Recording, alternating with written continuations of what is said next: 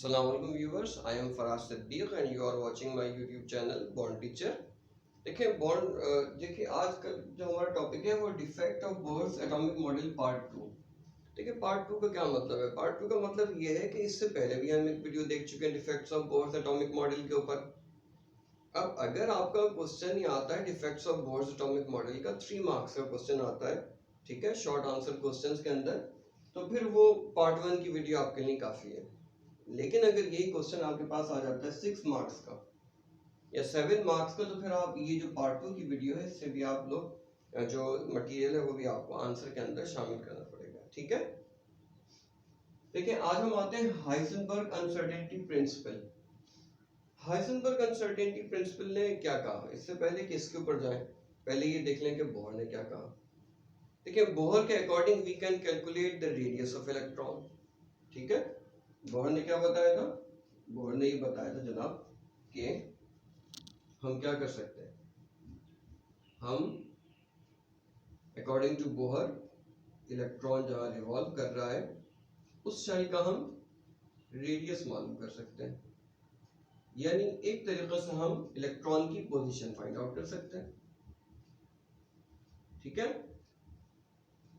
और इसके अलावा आपने देखा कि हम बोहर ने जो फॉर्मूलाज ड्राइव किए उसके अंदर हम वेलोसिटी ऑफ इलेक्ट्रॉन भी फाइंड आउट कर सकते हैं। जैसे आपने देखा होगा कि mvr is equal to nh/2π, ठीक है। तो वेलोसिटी भी मालूम कर सकते हैं, रेडियस भी मालूम कर सकते हैं। रेडियस की वैल्यू निकालें, यहाँ पुट कर दें तो वेलोसिटी ऑफ इलेक्ट्रॉन आ जाएगी। तो according to Bohr position of electron and the velocity of electron can be calculated. Heisenberg uncertainty principle के ऊपर अब आते हैं। देखिए हाइजेनबर्ग अनसर्टेनिटी प्रिंसिपल क्या कहता है? अनसर्टेनिटी का क्या मतलब होता है? गैर यकीनी कैफियत, गैर यकीनी कैफियत को अनसर्टेनिटी कहते हैं, ठीक है। अब क्या मतलब है कि हाइजेनबर्ग किसी अनसर्टेनिटी का शिकार तक नहीं, ऐसी बात नहीं है। हाइजेनबर्ग को तो इस प्रिंसिपल के ऊपर नोबेल प्राइज मिला हुआ है, नोबेल प्राइज। तो वो किसी अनसर्टेनिटी का शिकार नहीं था, ही वाज डेड श्योर। लेकिन उसने बात क्या कही? उसने बात ये कही कि we will always remain uncertain about both of these values, about the radius and the velocity of electron practically। यानी प्रैक्टिकली हम इलेक्ट्रॉन की वेलोसिटी और रेडियस को श्योर नहीं कर सकते। प्रैक्टिकली अगर हम इलेक्ट्रॉन के रेडियस या उसकी पोजीशन बता दें तो उस वक्त हम इलेक्ट्रॉन की वेलोसिटी नहीं बता सकते, और अगर हम प्रैक्टिकली एग्जैक्ट वेलोसिटी कैलकुलेट कर लें तो फिर उस वक्त हमें इलेक्ट्रॉन नजर नहीं आ रहा होगा कि इलेक्ट्रॉन इस वक्त है कहाँ, उसकी पोजीशन क्या है। That is when we try to certain radial position we lose the velocity of electron, and when we become certain about the velocity of electron we are unable to see where the electron is, ठीक है, what is the position of electron। देखिए इस topic में बहुत detail है, लेकिन चूंकि इतनी ज्यादा डिटेल आपके यहाँ है नहीं, इसलिए हम इतनी डिटेल में नहीं जा रहे। हम सिर्फ इतना कहना चाह रहे हैं जो आपकी बुक के अंदर है, सिर्फ उतना ही रहेंगे कि according to Heisenberg uncertainty principle both the position and the velocity of electron cannot be determined practically together, ठीक है। प्रैक्टिकली ये दोनों चीजें हम एक साथ कैलकुलेट नहीं कर सकते, उसकी क्या पोजीशन होगी इलेक्ट्रॉन की और वहां उस पोजीशन पर उसकी वेलोसिटी क्या होगी। अच्छा देखिए इस उसके जो हमारे पास ऑब्जेक्शन थे, हाइजेनबर्ग ने जो कहा उसको थोड़ा सा रिमूव करने के लिए श्रोडिंगर वेव इक्वेशन आई। Schrodinger wave equation. अब देखिए श्रोडिंगर वेव इक्वेशन क्या थी?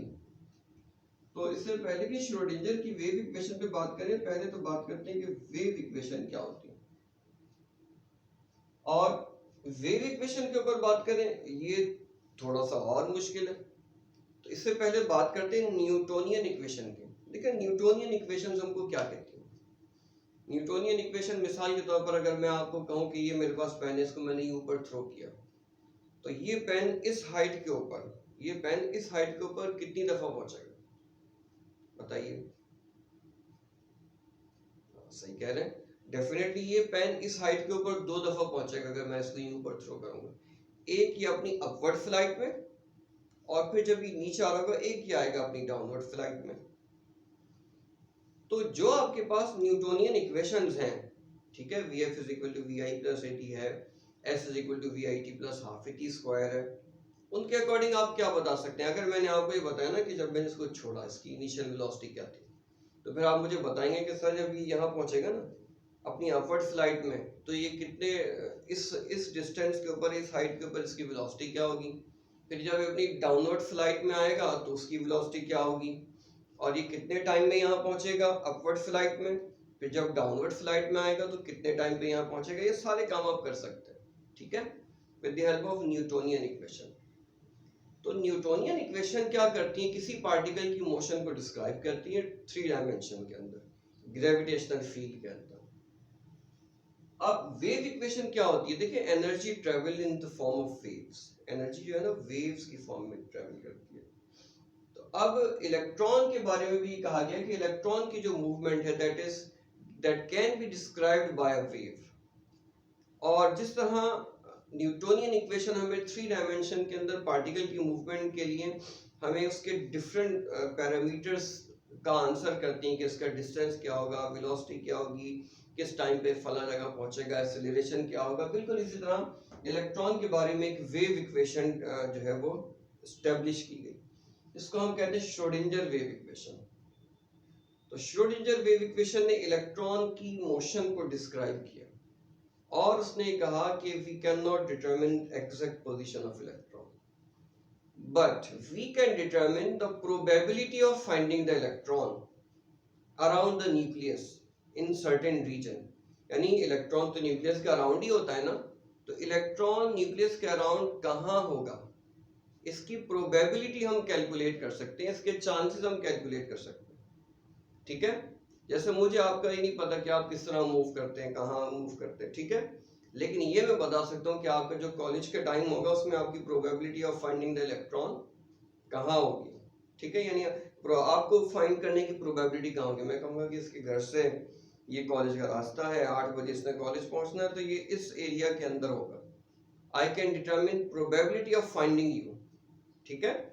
जैसे कोई बॉलर बॉल कराता है, तो हम ये डिटरमिन कर सकते हैं कि इसको जब ये बॉल कराता है तो ज़्यादातर ये यॉर्कर कराता है, तो इसकी बॉल की probability of finding the electron इस एरिया में होगी, ठीक है, स्टम्प्स के नज़दीक होगी probability of finding the ball.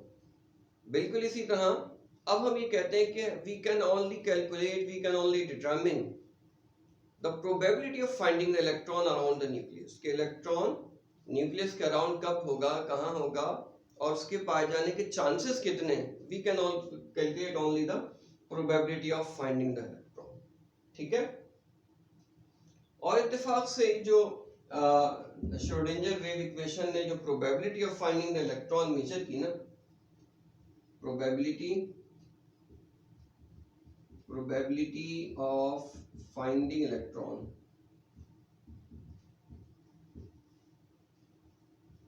finding electron of hydrogen atom around nucleus. It was in very well agreement with Bohr's value. उसने कहा कि हाइड्रोजन एटम का जो इलेक्ट्रॉन होगा वो न्यूक्लियस से 0.529 नैनोमीटर के फासले के ऊपर इसका पाया जाना है कि प्रोबेबिलिटी बहुत ज्यादा है। तो बहरहाल ये हमारे पास defect of Bohr atomic model का पार्ट 2 था, जिसमें पहले हाइजेनबर्ग ने कहा कि we can not determine the position and the velocity of electron certainty, और श्रोडिंगर ने कहा कि we can only calculate the probability of finding the electron around the nucleus. देखिए, ये बहुत शॉर्ट में हमने डिस्कस किया है बोर्स हाइजेनबर्ग अनसर्टेनिटी प्रिंसिपल को, और इससे बहुत ज़्यादा डिटेल हो सकती है, लेकिन चूंकि फेडरल बोर्ड के कोर्स में इतना ज़्यादा है नहीं, इसलिए हम इसकी ज़्यादा डिटेल के अंदर गए नहीं, ठीक है। So that's all for today. Keep watching my YouTube channel bond teacher, ताकि आपकी बहुत अच्छी सी केमिस्ट्री की एग्जाम्स के लिए प्रिपरेशन हो सके। इंशाल्लाह meet you in next video. अस्सलाम वालेकुम।